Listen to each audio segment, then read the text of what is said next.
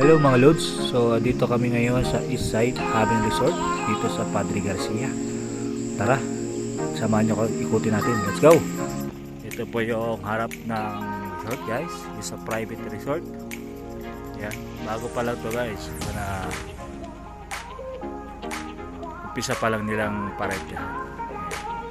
Ito yung parking area na guys, malawak. Ayan, napakalawak. Okay mga Lods, ito yung mini pool nila. Ayan, billiard po sila dito. Kaya meron kayong paglalaroan, lalo yung mga kids. Ayan. Ito naman po yung meron silang karaoke. With wifi po sila. Malaking TV screen. At ito yung sala. At ito naman po ang kusina. Ayan, napakaganda, napakasimple. Ito naman po yung ihawan nila sa likod, Lods. So, mag-ihaw kayo ng barbecue. Ayan. So, punta natin ng 3 bedroom nila. Ito, pasukin natin.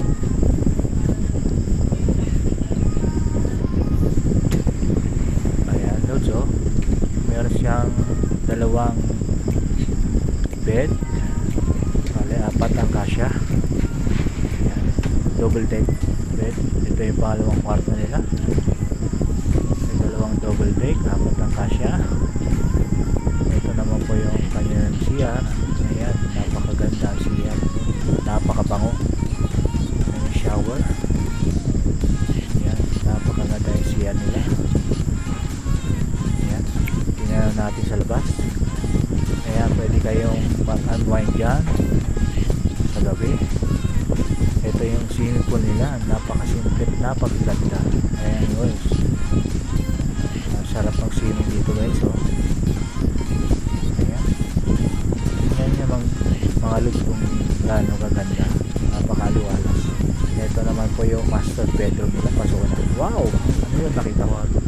Ayun, meron silang flat screen. Meron silang king size na bed. Ito naman po yung kanilang CR. Ayan, napakaganda ang CR, napakabango, napakalinis. Ayan, oh. At ito maganda mga idol. Ayan, oh, merong sariling bathtub sa loob ng CR. Ayan, napaka-relax dito mga Lods. Ayan. Ayan, oh. Ito po yung dining table nila, napakaganda. Ayan.